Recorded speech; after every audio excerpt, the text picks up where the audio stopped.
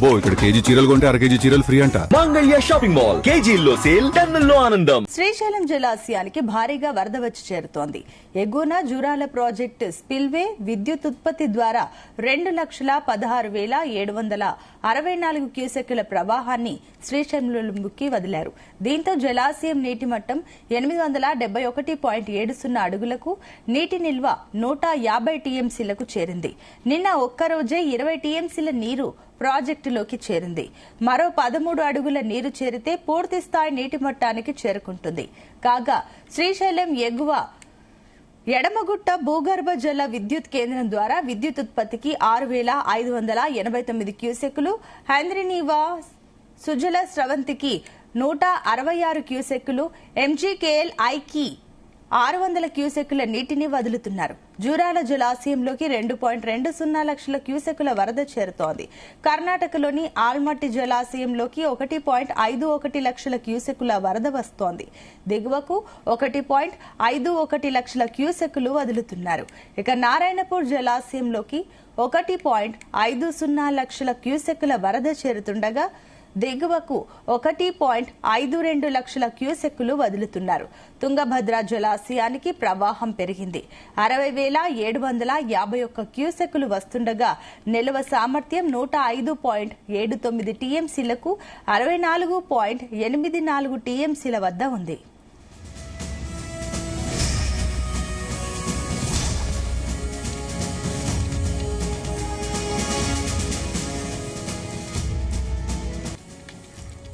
ఇదే అంశానికి సంబంధించి మరిన్ని డీటెయిల్స్ మా కరెస్పాండెంట్ జానయ్య అందిస్తారు. Janayya, good morning. Good morning Sunitha. Srisailam జలాశయానికి మాత్రం భారీగా వరద ప్రవాహం వచ్చి చేరుతుందని చెప్పవచ్చు. నిన్న ఒక్క రోజులోనే దాదాపుగా 20 టీఎంసీల వరకు శ్రీశైలం ప్రాజెక్టుకు వరద ప్రవాహం రావడంతో శ్రీశైలం జలాశయం నీటి మట్టం కూడా క్రమక్రమంగా పెరుగుతూ వస్తున్న పరిస్థితి కనబడుతుంది. ప్రస్తుతం శ్రీశైలం ప్రాజెక్టు జలాశయానికి సంబంధించి పూర్తి స్థాయి నీటి మట్టం 885 గాను ప్రస్తుతం 873.70 అడుగులకు చేరుకోవడం జరిగింది. ఇక నీటి నిల్వ సామర్థ్యం 215 టీఎంసీలకు గాను ప్రస్తుతం 150 టీఎంసీల వరకు కూడా నీటి నిల్వలు చేరుకోవడం జరిగింది. దీంతో నిన్నటి నుంచి కూడా శ్రీశైలం ప్రాజెక్టుకు సంబంధించి ఏదైతే తెలంగాణ పరిధిలో ఉన్నటువంటి ఎడమగట్టు విద్యుత్ ఉత్పాదన కేంద్రం ద్వారా విద్యుత్ ఉత్పత్తి ప్రారంభించడం జరిగింది. ఆ నీటిని దిగువ నాగార్జున సాగర్ ప్రాజెక్టుకు విడుదల చేస్తున్నారు. అయితే గత 10-15 రోజులుగా కూడా కృష్ణా బేసిన్ కు సంబంధించి వరద ప్రవాహం కంటిన్యూగా కొనసాగడం, ఎగువన ఉన్నటువంటి కర్ణాటకలో ఉన్నటువంటి పశ్చిమ కనుమల్లో కురుస్తున్నటువంటి భారీ వర్షాల నేపథ్యంలో ఎగువన ఉన్నటువంటి కృష్ణా బేసిన్ లో ఉన్నటువంటి ఆల్మట్టి డ్యామ్ కి గత 18 రోజులుగా కూడా కంటిన్యూగా వరద ప్రవాహం కొనసాగడం, అప్పటికే ఆల్మట్టి డ్యామ్ పూర్తి స్థాయి నీటి నిల్వ సామర్థ్యానికి చేరుకోవడంతో దిగువ నారాయణపూర్ ప్రాజెక్టు కూడా నీటిని విడుదల చేస్తున్నారు. దీంతో నారాయణపూర్ ప్రాజెక్టు కూడా పూర్తి స్థాయి నీటి నిల్వ సామర్థ్యానికి చేరుకోవడం, అలాగే నారాయణపూర్ ప్రాజెక్టు నుంచి జూరాల ప్రాజెక్టు కూడా వరద ప్రవాహం కూడా కొనసాగుతుంది. అయితే జూరాల ప్రాజెక్టుకు ఇటు కృష్ణా పరివాహకానికి సంబంధించి వచ్చేటువంటి వరదతో పాటు భీమా ఉపనది మహారాష్ట్ర పూణే ప్రాంతాల్లో కురుస్తున్నటువంటి భారీ వర్షాల నేపథ్యంలో భీమా ఉపనది నుంచి కూడా వరద ప్రవాహం వస్తుండటంతో కృష్ణా బేసిన్ కు సంబంధించి వరద ప్రవాహం, అలాగే భీమా నుంచి వస్తున్నటువంటి వరద ప్రవాహంతో జూరాల ప్రాజెక్టుకు వరద భారీగా చేరుతుండటంతో జూరాల ప్రాజెక్టు 28 క్రస్ట్ గేట్లను ఎత్తి దిగువ శ్రీశైలం ప్రాజెక్టుకి నీటిని విడుదల చేస్తున్నారు. అలాగే జూరాల పరిధిలో ఉన్నటువంటి భీమా, కోయల్ సాగర్, అలాగే లిఫ్ట్ల ద్వారా కూడా రిజర్వాయర్లను నింపడంతో పాటు జూరాల ఎగువ దిగువ విద్యుత్ ఉత్పాదన కేంద్రాల్లో కూడా విద్యుత్తును ఉత్పత్తి ప్రారంభించడం జరిగింది. ఇటు శ్రీశైలం జలాశయానికి కూడా వరద ప్రవాహం కొనసాగుతుంది. అయితే ఇలాగే వరద ప్రవాహం కొనసాగితే మాత్రం శ్రీశైల జలాశయానికి ప్రస్తుతం 2,16,764 క్యూసెక్ల వరద ప్రవాహం కొనసాగుతుంది. మరోవైపు జూరాల ఎగువన ఉన్నటువంటి జూరాలకు సంబంధించి వస్తున్నటువంటి వరద ప్రవాహంతో పాటు ఇటు తుంగభద్ర నదికి కూడా భారీగా వరద ప్రవాహం పెరిగినట్టుగా కూడా తెలుస్తోంది. ప్రస్తుతం 64 టీఎంసీల నీటి నిల్వ సామర్థ్యం ఉన్నటువంటి తుంగభద్ర ప్రాజెక్టుకు 1,06,000 క్యూసెక్లకు పైగా వరద ప్రవాహం తుంగభద్ర నదికి వస్తుండటంతో 2 రోజుల్లో తుంగభద్ర పూర్తి స్థాయి నీటి మట్టానికి చేరుకునే అవకాశం ఉన్నట్టుగా కూడా అధికారులు అంచనా వేస్తున్నారు. ఒకవేళ తుంగభద్ర నుంచి కూడా పూర్తి స్థాయి నీటి మట్టానికి చేరుకొని దిగువకు శ్రీశైలం ప్రాజెక్టుకు నీటిని విడుదల చేస్తే మాత్రం ఇటువైపు కృష్ణా బేసిన్ నుంచి వస్తున్నటువంటి వరద ప్రవాహంతో పాటు ఇటు తుంగభద్ర నుంచి మాత్రం వరద ప్రవాహం వస్తే మాత్రం దాదాపుగా శ్రీశైలం ప్రాజెక్టుకు భారీ వరద వచ్చే అవకాశం ఉంది. ఇప్పటికే పూర్తి స్థాయి నీటి నిల్వ సామర్థ్యంకి చేరువలో ఉన్నటువంటి శ్రీశైలం జలాశయానికి ఈ వరద ప్రవాహం ఇలాగే కంటిన్యూగా కొనసాగే అవకాశం ఉన్నట్టుగా కూడా అధికారులు అంచనా వేయడంతో పాటు వాతావరణ శాఖ కూడా చెప్తున్న విధంగా వారం 10 రోజుల పాటు భారీ వర్షాలు కురుస్తాయనేది కూడా ఇప్పటికే ప్రకటించడం. మరోవైపు ఇటు శ్రీశైల జలాశయం కూడా పూర్తి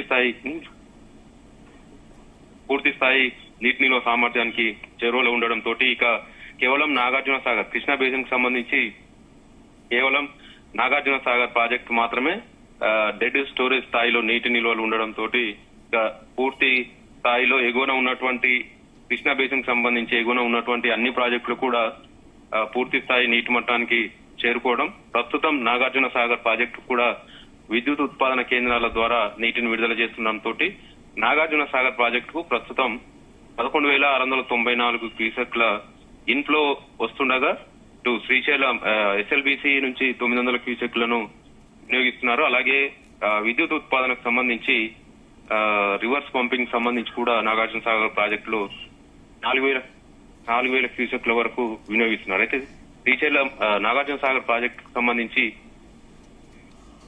నిన్నటి నుంచి వస్తున్నటువంటి వరద ప్రవాహంతో 513.20 అడుగులుగా ఉన్నటువంటి నాగార్జున సాగర్ ప్రాజెక్టు శ్రీశైలం నుంచి వస్తున్నటువంటి వరద ప్రవాహంతో ఈ రోజు ఉదయం 6 గంటల వరకు కూడా ఏదైతే 513.60 అడుగులకు చేరుకోవడం జరిగింది.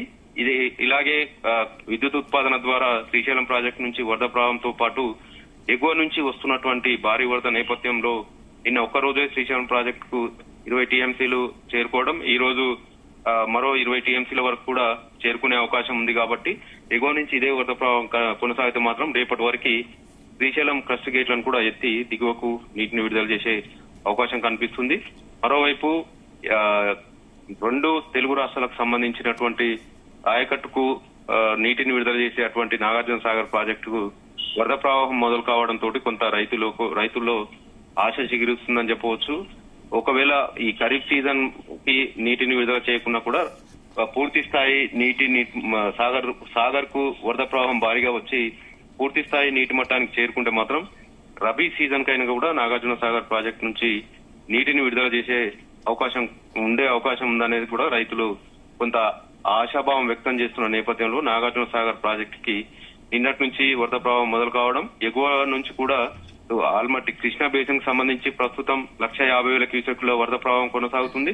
ఇటు భీమా ఉపనది నుంచి కూడా 70,000 క్యూసెక్ల వరకు వరద ప్రవాహం కృష్ణా బేసిన్ కి సంబంధించి జూరాల వరకు కూడా కొనసాగుతుండడం, జూరాల నుంచి 2,30,000 క్యూసెక్ల వరకు కూడా శ్రీశైలం ప్రాజెక్టుకు రిలీజ్ చేస్తుండటంతో ఇటు శ్రీశైల ప్రాజెక్టుకు ఎగువన ఉన్నటువంటి పోతిరెడ్డి పాడు కావచ్చు, అలాగే హంద్రినీవా ప్రాజెక్టులతో పాటు ఇటు కల్వకుర్తి ఎత్తిపోతల లిఫ్ట్ ద్వారా కూడా నీటిని ఇటు తెలంగాణకు సంబంధించి నాగర్ కర్నూలు జిల్లాకు సంబంధించి కల్వకుర్తి ఎత్తిపోతల లిఫ్ట్ ద్వారా కూడా నీటిని విడుదల చేస్తున్నారు. అటు రాయలసీమ జిల్లాలకు సంబంధించి పోతిరెడ్డిపాడుతో పాటు హంద్రినీవాకు సంబంధించి కూడా నీటిని నిన్న నుంచి కూడా విడుదల చేస్తున్నట్లు కూడా తెలుస్తుంది. ఇక శ్రీశైలం జలాశయానికి మాత్రం ఇదే వరద ప్రవాహం కంటిన్యూగా మరో 6 రోజుల పాటు వస్తుందనేది కూడా అధికారులు అంచనా వేస్తున్నారు. ఒకవేళ ఆల్మట్టి డ్యామ్ కు ప్రస్తుతం 1,50,000 క్యూసెక్ల వరద ప్రవాహం వస్తుంది కాబట్టి 2-3 రోజులు తగ్గిన ప్రాజెక్టుకు ప్రస్తుతం ఈ వరద ప్రవాహం కంటిన్యూగా వస్తుంది కాబట్టి శ్రీశైలం ప్రాజెక్ట్ అయితే పూర్తి స్థాయి నీటి నిల్వ సామర్థ్యానికి చేరుకునే అవకాశం ఉన్నట్టుగా కూడా తెలుస్తుంది. మరోవైపు ఒకవేళ ముందు అంటే ప్రస్తుతం ఆగస్టు మాసం తర్వాత సెప్టెంబర్ లో భారీ వర్షాలు కురవకపోతే మాత్రం శ్రీశైలం జలాశయం నుంచి మాత్రం వచ్చే జూన్ వరకు కూడా 2 తెలుగు రాష్ట్రాలకు సంబంధించి నీటిని తాగునీటి అవసరాలకు వినియోగించాల్సి ఉంటుంది కాబట్టి ఈ శ్రీశైలం జలాశయం నుంచి నీటిని ఎలా అంటే నాగార్జున సాగర్ ప్రాజెక్టుకి ఎంత మేర విడుదల చేస్తారనేది కూడా కొంత సందిగ్ధం నెలకొందని చెప్పవచ్చు. వరద ప్రవాహం కంటిన్యూగా ఇలాగే కొనసాగితే తప్ప నాగార్జున సాగర్ ప్రాజెక్టుకు నీటిని విడుదల చేస్తారా లేదా అనేది మాత్రం కొంత సందేహం అయితే కలుగుతున్న పరిస్థితి రైతుల్లో కనపడుతుంది.